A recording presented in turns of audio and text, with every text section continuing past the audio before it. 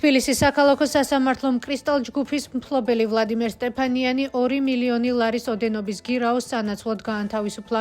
პროკურატურა სტეფანიანს ბაკურიანში თვითნებურად 5 სასტუმრო აპარტამენტის და სათხილამურო ტრასის მოწყობას ედავება. მას ბრალი დიდი ოდენობით უკანონო შემოსავლის ლეგალიზაციის ფაქტზე ედება. ვლადიმერ სტეფანიანი 7 ნოემბერს დააკავეს. სტეფანიანი სხვადასხვა დროს ქართული ოცნების და ერთიანი ნაციონალური მოძრაობის შემწირველია. კერძოდ 2021 წელს ქართულ ოცნებას 50,000 ლარი შესწირა. 2018 წელს 60,000 ლარი სალომე ზურაბიშვილს, 2012 წელს სტეფანიანმა 2,500 ლარი ერთიან ნაციონალურ მოძრაობას, რის საფუძველზე ფუნქციონირებდა კრისტალ ჯგუფის საბაგირო და გასცა თუ არა ეკონომიკის სამინისტრომ მისი მუშაობის ნებართვა, რას ამბობენ სახელმწიფო უწყებები, კომპანია და სპეციალისტები აღნიშნულის შესახებ. ინფორმაცია შეგიძლიათ ნახოთ ჩვენ ვებ გვერდზე და Facebook გვერდზე. პროევროპული აქციის დროს დაკავებული სინდისის პატიმრების მშობლები და ახლობლები რეგიონში ხალხთან შეხვედრებს და გაზეთების დარიგებას განაგრძობენ. თავისუფლების ხმა ციხიდან ამჯერად დმანიში მცხოვრებლებს დაურიგდათ. მარიამ ნიკურაძე გვიყვება დმანისელებთან შეხვედრის შესახებ. სულ დაყვები ხოლმე, რამდენიმე გამონაკლისის გარდა, ალბათ საკაცო 25 ან მეტ ლოკაციაზე ვართ ნავყოფი. ზაფხულიდან დაიწყო ეს ამბები და ბოლო გასვლა იყო კი დმანიშში, მეც ვიყავი. პატარა ქალაქია, ეხლა რაღაც ბევრი ადგილი არ იყო, სადაც შეიძლება რომ წასულიყვნენ და დაერიგებინათ, იყვნენ ბაზრობაზე და იყვნენ სადგურზე.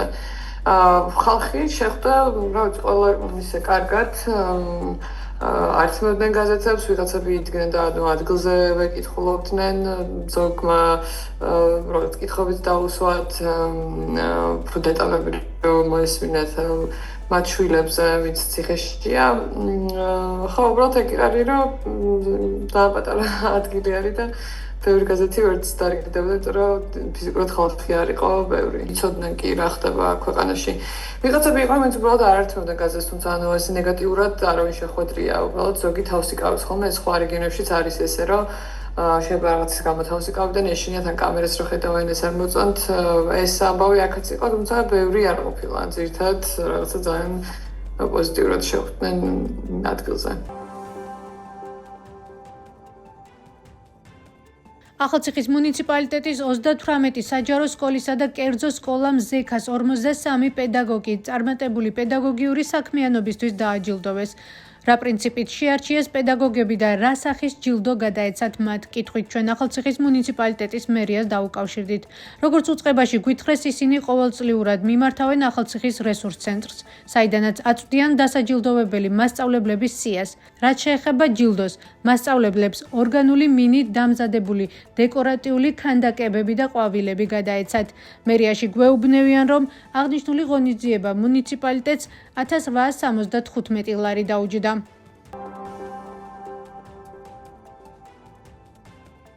ფარეხაში მომხდარი ავტოსაგზაო შემთხვევის შედეგად დაშავებული ქალის მდგომარეობა სტაბილურად მძიმეა. გვეუბნება კლინიკა იმედის მენეჯერი მზია კაკუშვილი. მისივე თქმით, შუახნის ქალი, რომელსაც მუცლის ღრუს ტრავმა ჰქონდა, ოპერაცია გუშინ ჩაუტარდა და იგი კლინიკაში რჩება. ახალციხე ადიგენის დამაკავშირებელ ცენტრალურ გზაზე სოფელ ფარეხასთან ავტოავარიები ხშირია. აქ მცხოვრებლები გვეუბნებიან, რომ ამ საგზაო მონაკვეთზე ავტომობილები ხშირად სიჩქარის გადაჭარბებით მოძრაობენ, თუმცა ამის მიუხედავად ადგილზე არ არის დამონტაჟებული სიჩქარის მაკონტროლებელი კამერები. სწორედ ამ პრობლემის მოგვარების მიზნით 2021 წელს ნოემბერში ახალციხელმა სამოქალაქო აქტივისტებმა შექმნეს პეტიცია. ისინი მოუწოდებდნენ შინაგან საქმეთა სამინისტროს და საქართველოს მთავრობას ეგრეთ წოდებული ფარეხის გზაზე კამერების დამონტაჟებას. არასაკმარისი რაოდენობის ხელმოწერების გამო პეტიცია ვერ დარეგისტრირდა. ბოლო 5 წლის განმავლობაში რამდენი ავტოსაგზაო შემთხვევა მოხდა ახალციხე ადიგენის დამაკავშირებელ ცენტრალურ გზაზე სოფელ ფარეხასთან, რამდენი ადამიანი დაშავდა და რამდენი გარდაიცვალა. კითხვით ჩვენ შინაგან საქმეთა სამინისტროს მივმართეთ. უწყებაში საჯარო ინფორმაციის გამოთხოვა გვთხოვეს. ჩვენმა რედაქციამ უწყებას წერილობით უკვე მიმართა. გუშინდელ ავარიასთან დაკავშირებით შინაგან საქმეთა სამინისტრომ გამოძიება საქართველოს სისხლის სამართლის კოდექსის 276 მუხლის მეორე ნაწილით დაიწყო, რაც ტრანსპორტის მოძრაობის უსაფრთხოების ან ექსპლუატაციის წესების დარღვევას გულისხმობს, რამაც ჯანმრთელობის ნაკლებად მძიმე დაზიანება გამოიწვია. ფარეხასთან გუშინ მომხდარი ავტოსაგზაო შემთხვევისას ერთმანეთს ორი მსუბუქი ავტომობილი შეეჯახა.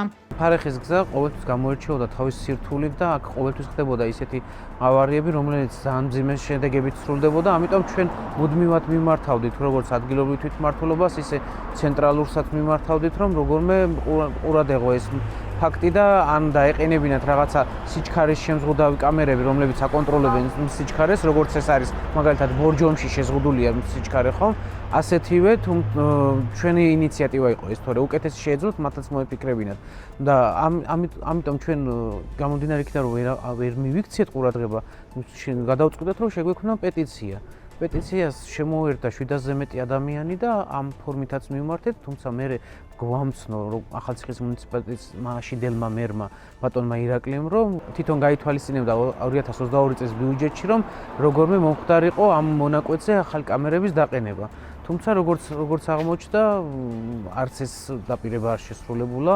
მე შემდგომში რომ მოვთხოვეთ ჩვენ თუ რატომ მოხდა რომ არ დაყენდა შესაბამისი კამერები, მათ აგვიხსნეს რომ ინტერნეტთან დაკავშირებული პრობლემები იყო და ეს რაღაცა ამ კუთხით ინფრასტრუქტურა არ აძლევდა ხელს, არ უწყობდა ხელს იმას რომ მოხდარიყო ის რასაც ჩვენ მოვითხოვდით. შინაგან საქმეთა სამინისტროს მონაცემებით 2025 წლის იანვრიდან სექტემბრის ჩათვლით სამცხე-ჯავახეთში სისხლის სამართლის კოდექსის შესაბამისი მუხლით აღძრულია 98 საქმე.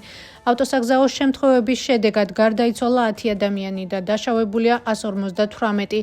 რაც შეეხება ადმინისტრაციულ სამართალდარღვევებს ამავე პერიოდში, უწყების მონაცემებით სამცხე-ჯავახეთში 830 შემთხვევაა დაფიქსირებული.